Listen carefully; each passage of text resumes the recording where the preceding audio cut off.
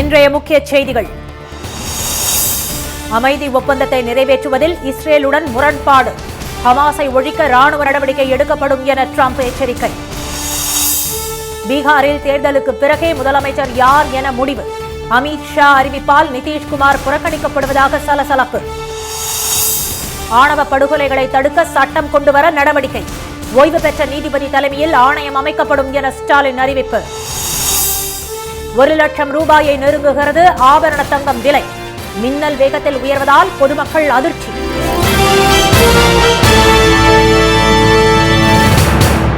வணக்கம். அமைதி ஒப்பந்தத்தை நிறைவேற்றுவதில் இஸ்ரேல் ஹமாஸ் இடையே முரண்பாடுகள் ஏற்பட்டுள்ள நிலையில் ஹமாஸ் இயக்கத்தை ஒழிக்க ராணுவ நடவடிக்கை எடுக்கப்படும் என்று ட்ரம்ப் எச்சரித்துள்ளார். இஸ்ரேல் ஹமாஸ் இடையே 2 ஆண்டுகளாக நீடித்த போரை முடிவுக்கு கொண்டுவர அமெரிக்க அதிபர் ட்ரம்ப் முயற்சிகளை மேற்கொண்டார். எகிப்தில் இரு தரப்பினரிடையே நடைபெற்ற பேச்சுவார்த்தையை தொடர்ந்து போர் நிறுத்தம் அமலுக்கு வந்தது. கடந்த திங்களன்று ஷார்ம் எல் ஷேக் நகரில் ட்ரம்ப் உள்ளிட்ட உலக நாடுகளின் தலைவர்கள் முன்னிலையில் அமைதி ஒப்பந்தம் கையெழுத்தானது. அதைத் தொடர்ந்து ஒப்பந்தத்தின் முதல் கட்டமாக 20 பிணை கைதிகளை விடுவித்த ஹமாஸ் 10 பிணை கைதிகளின் உடல்களையும் ஒப்படைத்தது. 2000 பாலஸ்தீன கைதிகளை இஸ்ரேல் விடுதலை செய்தது. இந்நிலையில் ஒப்பந்தத்தை மீறி பொதுமக்களை இஸ்ரேல் ராணுவம் கொன்று வருவதாக ஹமாஸ் குற்றம் சாட்டியுள்ளது. அதே சமயம் உயிரிழந்த பிணை கைதிகள் 19 பேரின் உடல்களை ஒப்பந்தப்படி ஹமாஸ் ஒப்படைக்க தாமதம் செய்தால் தாக்குதல் நடத்தப்படும் என்று இஸ்ரேல் எச்சரித்துள்ளது. இந்நிலையில் காசாவில் சில எதிர்குழுவினரை ஹமாஸ் இயக்கத்தினர் கொலை செய்ததாக ட்ரூத் சோஷியல் வலைதள பக்கத்தில் குறிப்பிட்டுள்ள ட்ரம்ப், இதுபோன்ற சம்பவங்கள் தொடர்ந்தால் ஹமாஸை ஒழிக்க காசாவுக்குள் நுழைந்து ராணுவ நடவடிக்கை எடுக்கப்படும் என்று ட்ரூத் சோஷியல் வலைதள பதிவில் எச்சரித்தார். இது பரபரப்பை ஏற்படுத்திய நிலையில் அமெரிக்க ராணுவம் அனுப்பப்படுமா என்று செய்தியாளர்கள் கேட்டதற்கு அமெரிக்க ராணுவம் செல்லாது என்றும் நட்பு நாடுகளின் ராணுவம் செல்லும் என்றும் கூறினார். ஒப்பந்தப்படி ஹமாஸ் ஆயுதங்களை கைவிட வேண்டும் என்று ட்ரம்ப் வலியுறுத்தினார். ட்ரம்பின் இந்த எச்சரிக்கையை தொடர்ந்து அமெரிக்கா மற்றும் கனடாவில் பல விமான நிலையங்களின் அறிவிப்பு பலகைகளை ஹேக் செய்த ஹமாஸ் ஆதரவாளர்கள் ட்ரம்புக்கு எதிரான தகவல்களை வெளியிட்டனர். இதனிடையே எகிப்தின் ரஃபா எல்லை வழியாக இன்று காலை காசாவுக்கு உணவு, மருந்து உள்ளிட்ட உதவிப் பொருட்கள் லாரிகள் மூலம் அனுப்பி வைக்கப்பட்டன. பீகாரில் சட்டப்பேரவை தேர்தலுக்கு பிறகு முதலமைச்சர் யார் என்பது முடிவு செய்யப்படும் என்று மத்திய உள்துறை அமைச்சர் திரு அமித் ஷா கூறியிருப்பது தேசிய ஜனநாயக கூட்டணியில் சலசலப்பை ஏற்படுத்தியுள்ளது. அந்த மாநிலத்தில் 243 தொகுதிகளுக்கு அடுத்த மாதம் 6 மற்றும் 11ஆம் தேதிகளில் 2 கட்டங்களாக தேர்தல் நடைபெறுகிறது.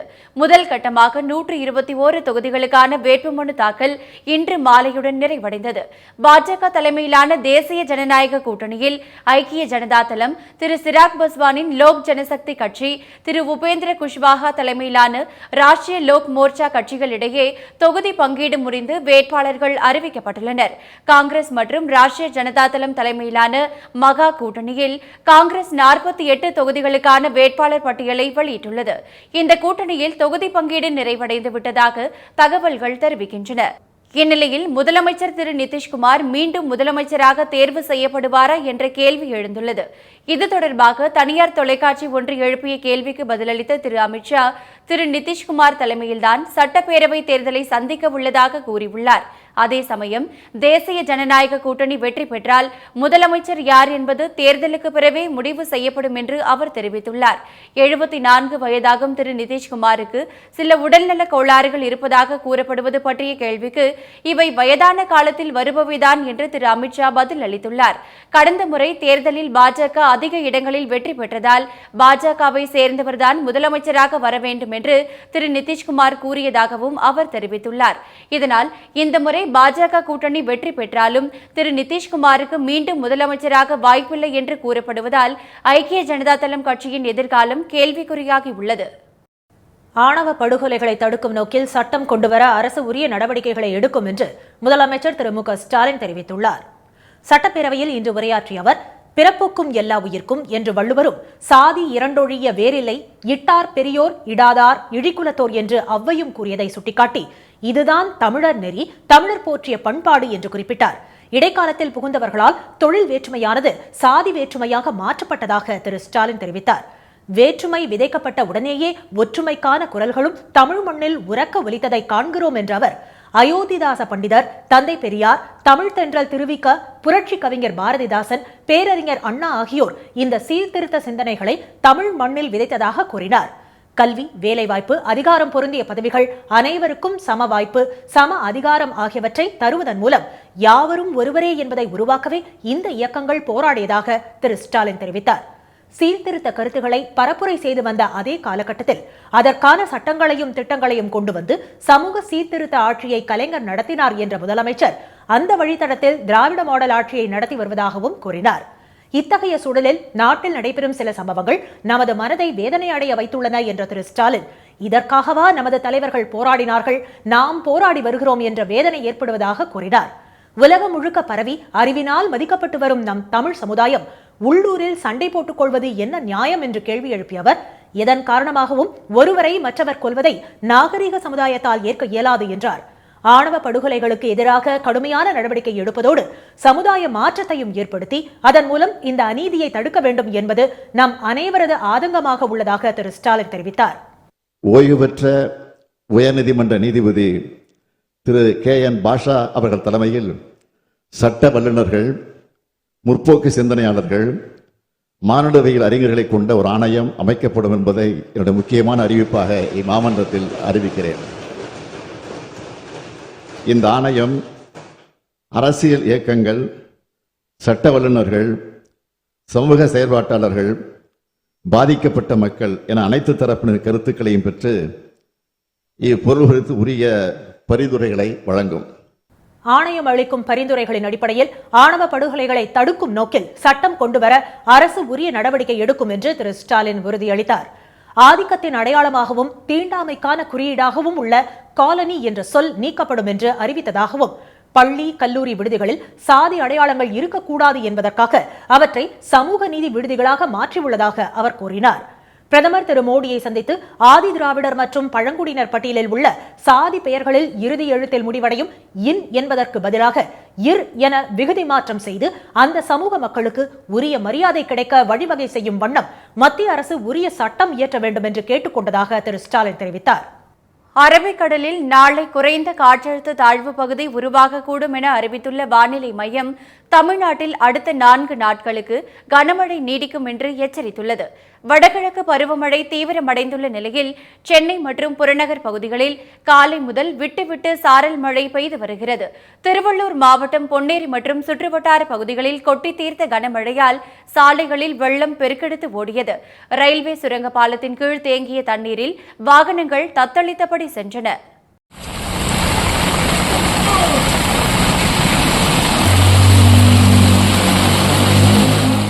புதுக்கோட்டை மாவட்டம் ஆவுடையார் கோவில், கோட்டைப்பட்டினம், ஜெகதாப்பட்டினம் ஆகிய பகுதிகளில் 2வது நாளாக இடியுடன் கனமழை கொட்டியது.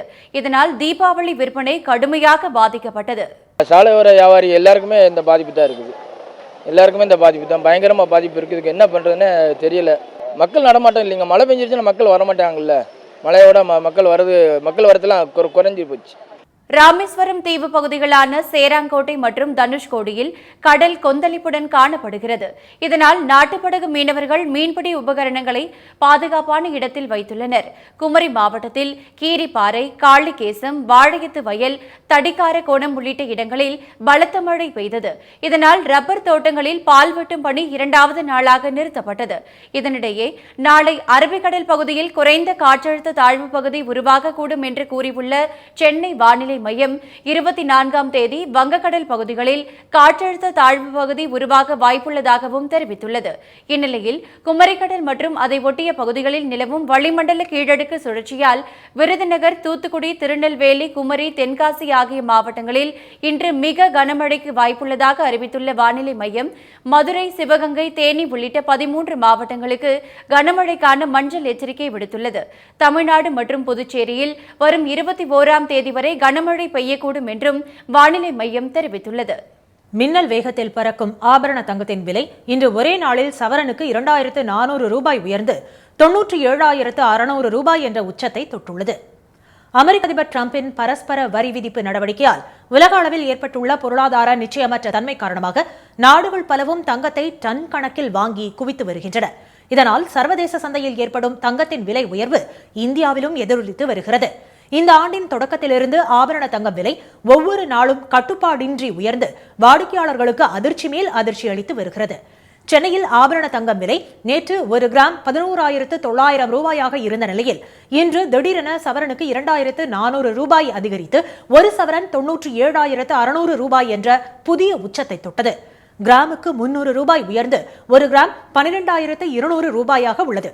கடந்த ஆண்டின் இதே நாளில் சவரன் 57,280 ரூபாயாக இருந்த ஆபரண தங்கம் விலை ஒரே ஆண்டில் 40,320 ரூபாய் அதிகரித்துள்ளது. தங்கம் விலை இதே வேகத்தில் உயர்ந்தால் தீபாவளிக்குள் 1 லட்சத்தை எட்டிவிட வாய்ப்புள்ளதாக சந்தை நிபுணர்கள் தெரிவித்துள்ளனர். தீபாவளிக்கு இன்னும் 2 நாள் தான் இருக்கு. 1 லட்ச ரூபா கண்டிப்பா வந்துடும். கண்டிப்பா விலை ஏறத்தான் செய்யும். விலை இறங்கிறதுக்கான வாய்ப்புகள்னா ஒரு 10% கரெக்ஷன் வரலாம். ஆனால் தீபாவளிக்கு வராது. தீபாவளி கழிச்சு வேணா கரெக்ஷன் வரதுக்கான வாய்ப்பு உண்டு. இந்த பிரசிடென்ட் ட்ரம்ப் இன்னும் 3 வருஷத்துக்கு பதவியில் இருக்க போறாரு. அவர் இன்னும் எந்த அளவுக்கு அன்சர்டனிட்டி பொருளாதாரத்தில் கொண்டு வர போறார் அப்படின்றது தெரியாது. ஸோ இந்த அன்சர்டனிட்டி இருக்கிற வரைக்கும் தங்கத்தோட விலை இறங்கிறதுக்கு வாய்ப்புகள் கிடையாது. எனக்கு தெரிஞ்ச அடுத்த 3 ஆண்டுகளுக்கு தங்கம் ஏறுமுகமாக தான் இருக்கும். வெள்ளி விலை கிராமுக்கு 3 ரூபாய் குறைந்து 203 ரூபாயாக உள்ளது. வெள்ளி விலையும் கடந்த ஓராண்டில் 103 ரூபாயிலிருந்து 203 ரூபாயாக உயர்ந்துள்ளது. தங்கம் விலை 70% உயர்ந்துள்ள நிலையில் வெள்ளி விலை 97% அதிகரித்துள்ளது. இதனால் வெள்ளியில் முதலீடும் அதிகரித்துள்ளது. மத்திய அரசின் நிதி பாகுபாட்டை ஆதாரங்களுடன் பட்டியலிட்டு அமைச்சர் திரு தங்கம் தென்னரசு தமிழ்நாட்டை வஞ்சிப்பது குறித்து மத்திய பாஜக அரசுக்கு 10 கேள்விகளை எழுப்பியுள்ளார். சட்டப்பேரவையில் 2025-26 ஆண்டின் கூடுதல் செலவுக்கான மானிய கோரிக்கைக்கு பதிலளித்து பேசிய திரு தங்கம் தென்னரசு கல்வி, உள்கட்டமைப்பு, தண்ணீர், ரயில்வே, சாலை மேம்பாடு, பிரதமரின் வீடு கட்டும் திட்டம் உள்ளிட்டவற்றுக்கு மத்திய அரசு நிதி ஒதுக்காமல் ஓரவஞ்சனை செய்வதை புள்ளி விவரங்களுடன் தெரிவித்தார்.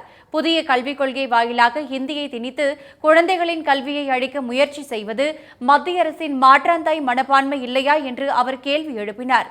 புதிய ரயில்வே திட்டங்களுக்கு நிதி ஒதுக்குவதில் தெற்கு ரயில்வேக்கு மட்டும் மத்திய அரசு பாரபட்சம் காட்டுவதாக திரு தங்கம் தென்னரசு குற்றம் சாட்டினார். நீண்ட பல காலமாக நாம் உருவாக்கி இருக்கக்கூடிய இந்த உட்கட்டமைப்பு, நாம் உருவாக்கி இருக்கக்கூடிய கல்வி கட்டமைப்பு, மருத்துவ கட்டமைப்பு, நாம் உருவாக்கி இருக்கக்கூடிய சமூக பொருளாதார காரணிகளுடைய வளர்ச்சி இவற்றையெல்லாம் எண்ணி நாம் பெருமைப்படக்கூடிய அதே நேரத்தில் உங்களுடைய வார்த்தையில் சொல்ல வேண்டும் என்று சொன்னால் நீங்கள் டெவலப்டு ஸ்டேட் என்கின்ற ஒரே காரணத்துக்காக தமிழ்நாடு வஞ்சிக்கப்பட்டு பீனலைஸ் பண்ணப்படுகிறது என்பதை நீங்களே ஒத்துக்கொண்டு ஏழைகளுக்கு கட்டித்தரப்படும் வீடுகளுக்கு மிக குறைந்த சதவீத நிதி பங்களிப்பை தந்துவிட்டு பிரதமரின் பெயரை சூட்டிக்கொள்ளும் மத்திய அரசு அதற்கான நிதியை வழங்க மறுப்பது ஏன் என்று திரு தங்கம் தென்னரசு வினவினார். 14 வருடங்களுக்கு பிறகு தமிழ்நாட்டின் பொருளாதாரம் இரட்டை இலக்கில் வளர்ச்சி அடைந்துள்ளதாக குறிப்பிட்ட அவர் இந்த பொருளாதார வளர்ச்சி எதிர்பார்த்ததை விட 2.2% அதிகம் என்றார். 2010-11 ஆண்டு கலைஞர் ஆட்சியில் இரட்டை இலக்கில் வளர்ச்சி இருந்ததாக கூறிய அவர் இது போன்ற பொருளாதார வளர்ச்சியால் 2030 ஆண்டு 1 டிரில்லியன் பொருளாதார வளர்ச்சியை தமிழ்நாடு அடையும் என்று தெரிவித்தார். இனி வருவது செய்தி துளிகள்.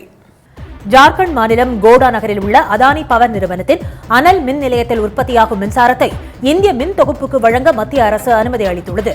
அதன்படி 56 கிராமங்கள் வழியாக மின்சாரம் கொண்டு செல்வதற்கு மின் கம்பங்கள் அமைக்கப்பட உள்ளன. 2019 ஆண்டு மார்ச் மாதம் சிறப்பு பொருளாதார மண்டலமாக அறிவிக்கப்பட்ட அந்த மின் நிலையம் வங்கதேசத்துக்கு மட்டுமே மின்சாரத்தை வழங்கி வந்தது. மின்சாரத்தை இந்திய மின் தொகுப்புக்கு வழங்க அதானி நிறுவனம் கடந்த ஆண்டு அனுமதி கோரிய நிலையில் வங்கதேச அரசியல் சூழலை குறிப்பிட்டு மின்சார அமைச்சகம் அனுமதி வழங்கியுள்ளது. சத்தீஸ்கர் மாநிலத்தில் 208 மாவோயிஸ்டுகள் முதலமைச்சர் திரு விஷ்ணு தியோ சாய் முன்னிலையில் ஆயுதங்களுடன் சரணடைந்தனர். இவர்களில் 110 பேர் பெண்கள். மேம்பாட்டுக்கு வழிவகுப்பது மற்றும் பேச்சுவார்த்தை மூலம் மாவோயிஸ்டுகளை அமைதி வழிக்கு திருப்பும் நடவடிக்கையின் ஒரு பகுதியாக ஜகதல்பூரில் நடைபெற்ற நிகழ்ச்சியில் AK-47 துப்பாக்கிகள் உட்பட 153 ஆயுதங்களையும் மாவோயிஸ்டுகள் ஒப்படைத்தனர். உத்தரப்பிரதேசத்தில் ஒரு கும்பலால் அடித்துக் கொல்லப்பட்ட தலித் இளைஞர் ஹரி ஓம் வால்மீகியின் குடும்பத்தினரை சந்தித்து ஆறுதல் கூறிய எதிர்க்கட்சித் தலைவர் திரு ராகுல் காந்தி தம்மை சந்திக்க கூடாது என்று அந்த குடும்பத்தினருக்கு மாநில அரசு மிரட்டல் விடுத்ததாக குற்றம் சாட்டினார். நாட்டில் தலித்துகளுக்கு எதிராக எங்கு அடக்குமுறை நடந்தாலும் பாதிக்கப்பட்டவர்களுக்கு உதவி செய்யவும் நியாயம் கிடைக்கவும் காங்கிரஸ் கட்சி போராடும் என்று அவர் தெரிவித்தார். ரேபரேலியில் திருடியதாக கூறி ஹரி ஓம் வால்மீகியை அடித்துக் கொண்டதாக இதுவரை 12 பேர் கைது செய்யப்பட்டுள்ளனர். கலைஞர் பல்கலைக்கழக மசோதாவுக்கு ஆளுநர் ஒப்புதல் வழங்காமல் குடியரசுத் தலைவருக்கு அனுப்பியதை எதிர்த்து தமிழ்நாடு அரசு தொடர்ந்த வழக்கின் விசாரணையை உச்சநீதிமன்றம் ஒத்திவைத்துள்ளது. மசோதாக்களுக்கு ஒப்புதல் வழங்க கால நிர்ணயம் செய்த தீர்ப்பு தொடர்பாக குடியரசுத் தலைவர் எழுப்பிய கேள்விகளுக்கு விடை காணும் வழக்கில் முடிவு தெரிந்த பின்பாக இந்த வழக்கை விசாரிக்கலாம் என தலைமை நீதிபதி திரு PR கவாய் தெரிவித்தார். அதிமுகவின் 54வது ஆண்டு தொடக்க விழாவையொட்டி சென்னை ராயப்பேட்டையில் அக்கட்சியின் தலைமை அலுவலகத்தில் MGR, ஜெயலலிதா ஆகியோரின் சிலைகளுக்கு பொதுச் செயலாளர் எடப்பாடி திரு பழனிசாமி மாலை அணிவித்து மரியாதை செலுத்தினார். ஈரோடு மாவட்டம் கோபிச்செட்டிப்பாளையத்தில் அதிமுக தொடக்க நாள் விழாவை திரு KA செங்கோட்டையன் மற்றும் எடப்பாடி அணியினர் ஒரே இடத்தில் தனித்தனியே கொண்டாடினர். கரூர் விவகாரத்தில் CBI விசாரணை என நீதிமன்றம் அறிவித்திருப்பது மாநில அரசின் இறையாண்மைக்கு எதிரானது என மார்க்சிஸ்ட் கம்யூனிஸ்ட் மாநில செயலாளர் திரு வீரபாண்டியன் கூறியுள்ளார். சென்னையில் செய்தியாளர்களிடம் பேசிய அவர் அந்த நிகழ்ச்சியை நடத்தியவர்கள் தார்மீக பொறுப்பேற்க வேண்டும் என்று வலியுறுத்தினார். தீபாவளியை முன்னிட்டு சொந்த ஊர் செல்ல கோவை ரயில் நிலையத்தில் புலம்பெயர் தொழிலாளர்கள் ஒரே நேரத்தில் குவிந்ததால் கூட்டம் அலைமோதியது. கூட்ட நெரிசலை குறைக்க கூடுதலாக சிறப்பு ரயில்கள் இயக்க வேண்டும் என்று பயணிகள் கோரிக்கை வைத்தனர். பயணிகள் முண்டியடித்து செல்லாமல் இருக்க காவல்துறையினர் அவர்களை வரிசையாக நிற்க வைத்து ரயில்களில் ஏறச் செய்தனர்.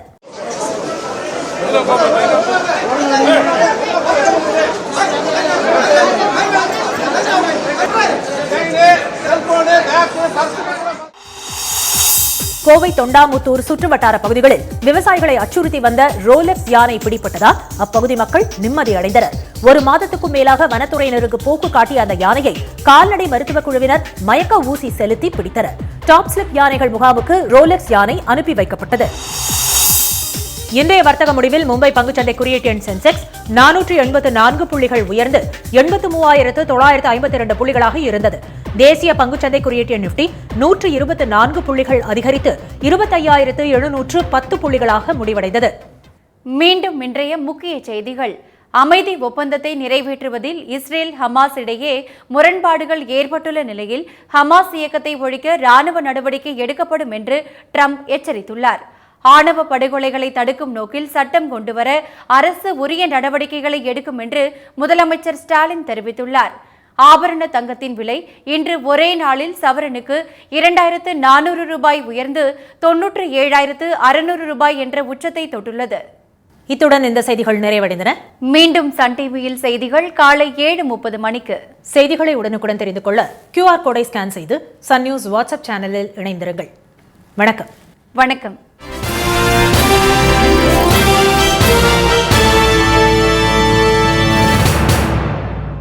உடனுக்குடன் செய்திகளை தெரிந்து கொள்ள சன் நியூஸ் பெல் ஐகானை கிளிக் பண்ணுங்க.